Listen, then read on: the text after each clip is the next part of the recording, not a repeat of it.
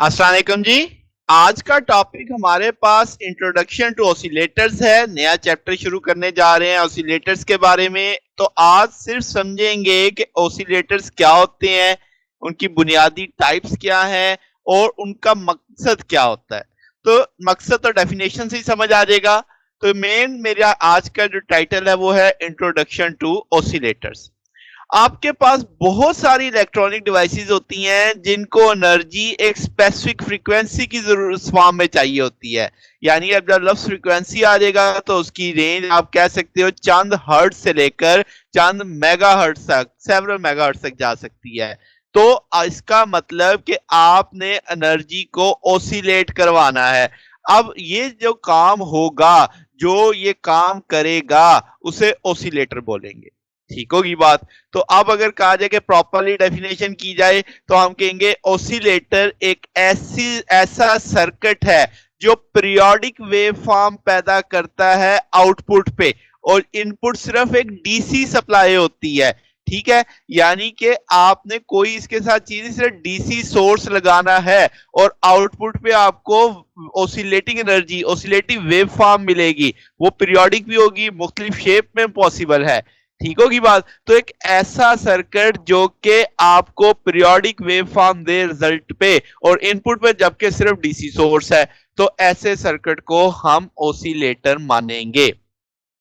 अब ओसिलेटर मकासद क्या है, तो आपके जैसे आपने पढ़ लिया कि भाई पीरियोडिक वेव फंक्शन इसे जनरेट करनी है। मकसद क्या होंगे?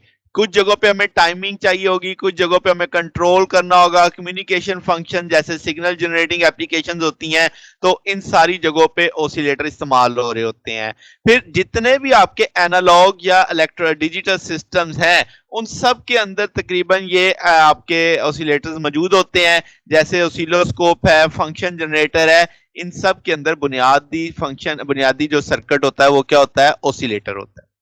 अच्छा जी, तो टाइप्स ऑफ ऑसिलेटर की अगर हम बात करें तो हम कहेंगे मुख्तलिफ तरह के ऑसिलेटर होंगे जो मुख्तलिफ तरह की आउटपुट देंगे, जिसमें साइन वेव भी मुमकिन है, स्क्वायर वेव भी मुमकिन है, ट्रायंगुलर, रेक्टेंगुलर, सातुत, हर तरह की वेव फॉर्म जिसे आप कह सकते हैं, मगर पीरियोडिक वेव फॉर्म।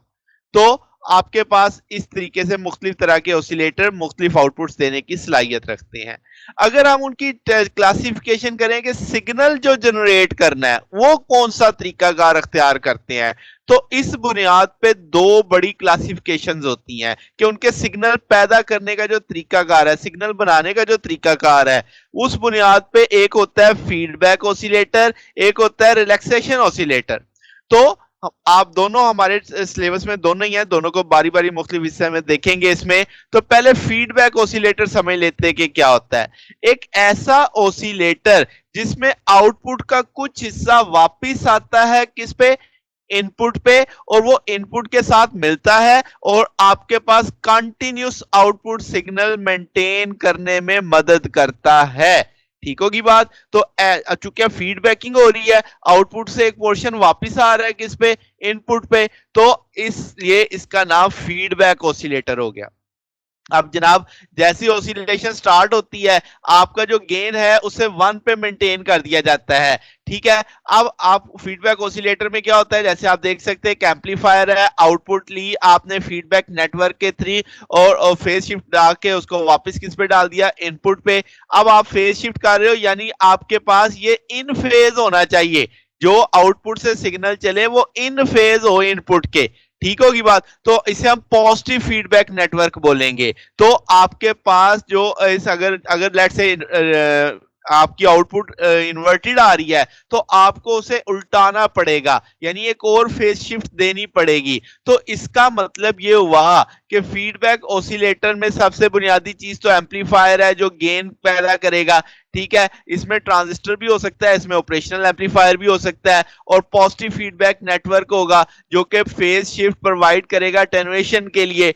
जैसे आप इस सर्किट में देख सकते हैं, एक ब्लॉक डायग्राम दिखाई गई है कि आपके पास एक बॉक्स दिखाया गया जिसमें गेन लिखा हुआ है एवी। अब ये ट्रांजिस्टर भी हो सकता है, ये ऑपरेशनल एम्पलीफायर भी हो सकता है। इसमें से एक आउटपुट का पोर्शन लिया और आपने फीडबैक नेटवर्क जिसे आप बी से जाहिर कर रहे हैं उसके थ्रू वापस भेजा किस तक? इनपुट तक, और वो इन फेज होगा। ठीक है, और इस तरीके से आपके पास ये मामला चलते रहेंगे। तो जनाब, अब अगला है हमारे पास रिलैक्सेशन ऑसिलेटर।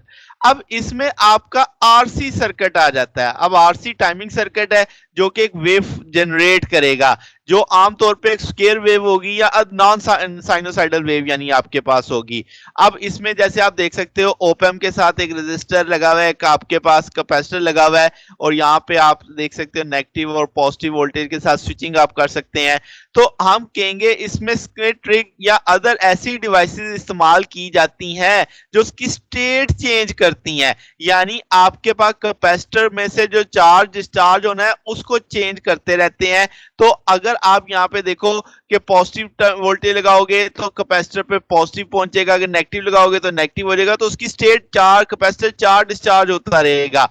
तो इस लिहाज से अभी इसको डिटेल में भी पढ़ेंगे, फिर वक्त तो इंट्रोडक्शन है। तो अब आपको मोटा मोटा अंदाजा हो गया कि आरसी टाइमिंग सर्किट या जिसमें स्विच ट्रिगर या कोई ऐसा जो स्टेट चेंज करे उसको हम रिलैक्सेशन ऑसिलेटर बोलेंगे, और जिसमें आपके पास एक आउटपुट का एक पोर्शन वापस इनपुट पे आए उसे हम फीडबैक ऑसिलेटर बोलेंगे।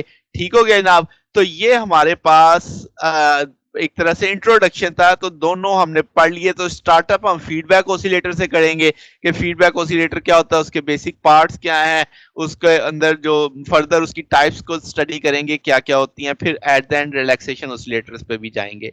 तो ये हमारा आज का टॉपिक था। अगर आपको इसमें कोई बात पूछनी हो, कोई चीज ऐड करवानी हो तो नीचे बता सकते हैं। अगर आपको कोई क्वेश्चन हो, कोई क्यूरी हो, वो भी नीचे पूछ सकते हैं। अब तक के लिए इतना ही, बाकी इंशाल्लाह फिर नेक्स्ट देखेंगे। ओके, अल्लाह हाफिज।